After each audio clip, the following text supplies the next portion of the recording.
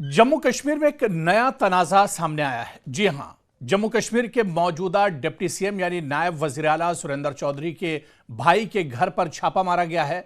आमदनी से ज्यादा मिल्कियत के इल्जाम में एसीबी ने बाकायदा यह छापा मारा है। आपको बताते चले कि डिप्टी सीएम के भाई दरअसल पुलिस अफसर हैं और उनके घर पर यह छापा मारा गया है। एसीबी ने यह छापा मारा है।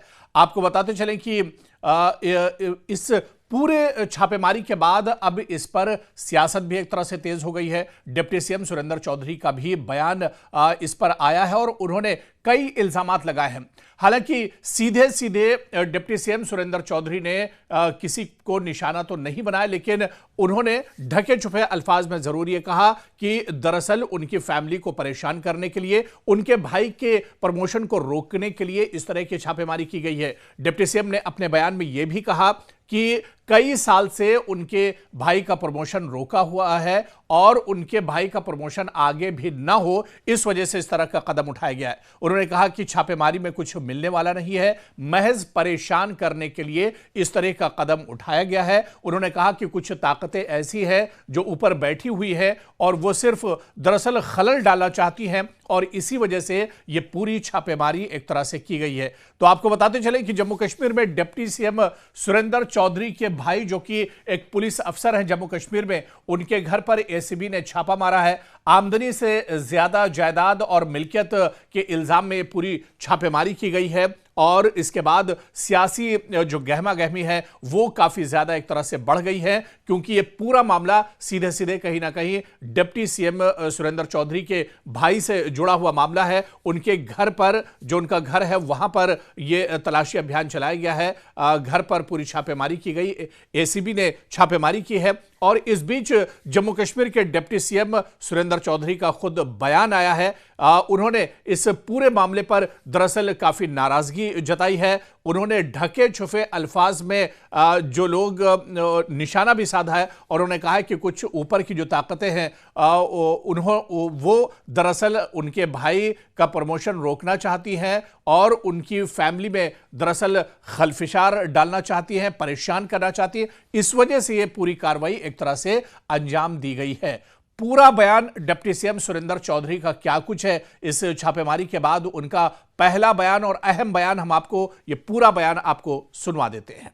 वो ऑफिसर जिसने गुरसाई में मिलिटेंटों के साथ मुकाबला किया हो, वो ऑफिसर जिसने थाना मंडी के टाइम में वहां सच्चो था, वहां मिलिटेंटों को मारा हो, वो ऑफिसर जिसने डोडा के अंदर गुरवाद का मुकाबला किया हो, वो ऑफिसर जिसने सुपवाल के अंदर मिलिटेंटों का रात को मुकाबला किया हो, जिसका इतिहास, जो पूरा उसका बैकग्राउंड है, उसका बायोडाटा हो जिस ऑफिसर का, कि उसने अपने पूरे दौर में उग्रवाद के खिलाफ, क्रिमिनल्स के खिलाफ जहां जहां वहां रहा, आप लोगों को पता है कि वहां उसने एक अपना नाम कमाया और हमेशा चाहे वो क्रिमिनल थे चाहे उग्रवाद थे उसका मुकाबला किया है। तो आज अगर उस ऑफिसर के घर में अगर कोई आदमी, वो आदमी जब उग्रवाद पीक पे था जम्मू कश्मीर में, उसमें छुप के अपने घरों में बैठा था, आज वो उसको कोई कुर्सी मिल गई है तो वो सोचता है कि दबा लेगा, तो वो मुश्किल है। यह परिवार जो आपके सामने खड़ा है, एक फौजी का परिवार है। मेरा फादर फौज में थे, मेहनत करके तिनका जोड़ के यहाँ तक पहुंचे हैं। जो कमाया है मेहनत से कमाया है। मेरी माँ वैष्णो जानती है, हमने हमेशा उस मालिक के चरणों में बैठ के कमाया है। इसलिए हमें जो आज ये कर रहे हैं, ये छोटे ऑफिसर आए हैं बेचारे, लेकिन इनका हमें कोई गिला शिकवा नहीं। लेकिन जो ऊपर बैठे हैं, जो वहां से ये सोच रहे हैं कि पता नहीं क्या खजाना निकल जाएगा आज इस घर से, उनको मिलना कुछ नहीं। आपके सामने वो निशारा भी गए थे, क्या निकल गया अभी तक? मेरे पास कितनी फाइलें आती हैं जहां पे लोगों को रंगे हाथ पकड़ते हैं, उसके बाद उनको कहते हैं जी क्लियर हो गया। तो इसलिए ये एक डिबेट है।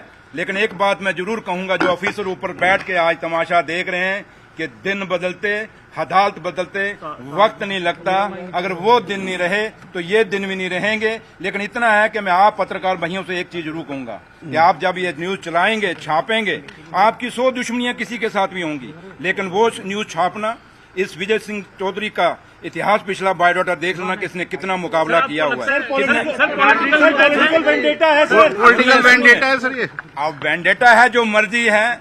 हम सुन रहे थे लोग आज कईयों के घरों में वो खुशियां मनाएंगे, लेकिन इतना याद रखना कि अगर एक ऐसा ऑफिसर जिसने उग्रवाद के खिलाफ अपना एक पूरा, उसको कोई इनाम नहीं दे सके, उसको पूरे आज का इनाम नहीं दे सके, आज तक उसकी प्रमोशन की फाइल रोकी हुई है, पूरा बैच प्रमोट हो गया। अगर आप उंगली उठाने जाएंगे तो पता नहीं कितने लोगों के उंगली उठेंगे, लेकिन जो काम करने वाला ऑफिसर पुलिस डिपार्टमेंट में है वो आज सोचने पे मजबूर हो जाएगा कि अगर विजय सिंह ने इतना काम किया था, उसको लास्ट में at the words of retirement क्या रिजल्ट मिला था, ये ऑफिसर वो मुलाजिम जो नए लड़के हैं जो काम करना चाहते हैं वो सोचने पे जरूर मजबूर होंगे।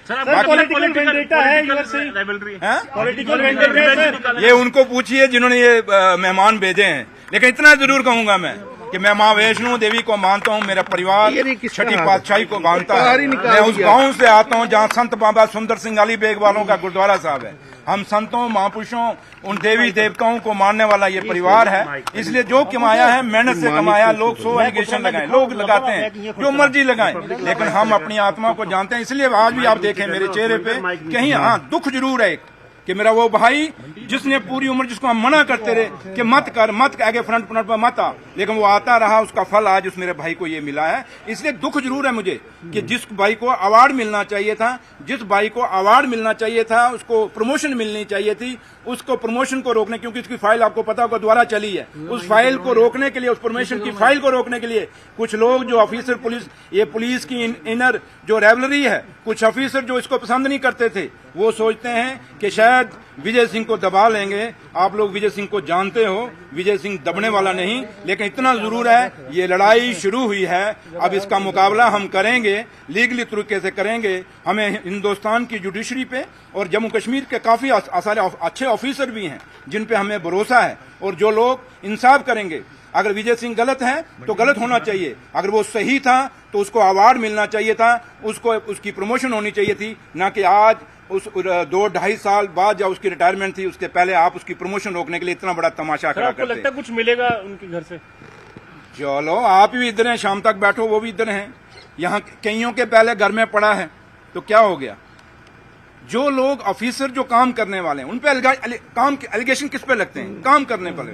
कभी उस ऑफिसर निकम्मे पे एलिगेशन लगते देखे जो सिर्फ दफ्तर से बैठ के सियासतें करता है? ये ऐसे निकम्मे ऑफिसर जो हैं ये साजिशें चलते हैं, लेकिन जो काम करने वाला ऑफिसर है कभी आपने देखा है उसको कि भाई उस पर एलिगेशन नहीं लगते?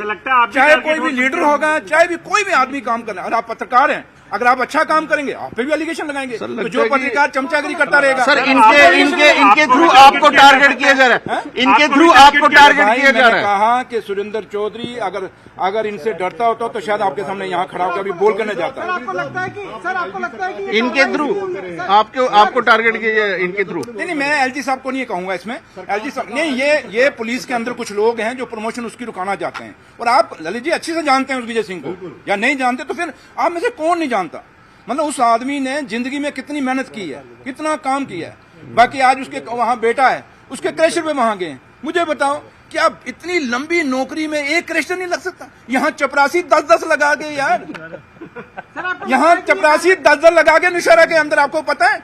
तो इसलिए आप एक क्रैशर पे कहते हैं विजय सिंह का क्रैशर बेटे का, वो यार इतनी लंबी उसने नौकरी की, बच्चे एडजस्ट नहीं करने थे? आप अपने बच्चे एडजस्ट नहीं करोगे? इसलिए कल मैंने भी अपने बच्चे बड़े एडजस्ट करने हैं। जब मैं कल उनको कोई काम खोल के दूंगा किसी तरीके का, अब मैं उनको कहूंगा मजदूरी, अब मैंने इतने पढ़ाए हैं तो क्या मजदूरी कराऊंगा उनसे? कोई काम खोलूंगा? क्यों सुरेंद्र चौधरी ने आज डिप्टी सीएम ने अपने बच्चों को ये काम खोला? तो आपको लगता है कि आप माइनिंग मिनिस्टर हैं तो इसी कारण ये सब कुछ हो रहा है? मैं इसमें नहीं जाऊंगा, माइनिंग छोड़िए, माइनिंग एक है, वो चलता है, एक है सिस्टम है, वो बदनामी का एक खेल है जो कि मैं इसको लेना भी नहीं चाहता था इस आफत को खाली वो। तो इसलिए मैं नहीं, मैं पीडब्ल्यूडी एज ए मुझे पीडब्ल्यूडी मिनिस्टर को मैं खुश हूँ क्योंकि मैंने करके दिखाया पीडब्ल्यूडी। मैंने कहा ना, मैं इस इफ एंड बट्स में नहीं जाऊंगा। जो लोग ये कर रहे हैं एक दिन वो पछताएंगे इसलिए कि मेरी माँ वैष्णो उनको सजा देगी। हम सच्चे लोग हैं, ईमानदार लोग हैं, जो मर्जी के हैं। मुझे पता हम कितने करप्ट हैं, मैं जानता हूं, मैं क्यों अपनी आत्मा में जानता हूं। मैं अंदर, अब आप लोगों को 100 इल्जाम लगाते हैं, लेकिन आप अंदर से जानते होंगे आप अंदर क्या हैं, एक जानते होंगे।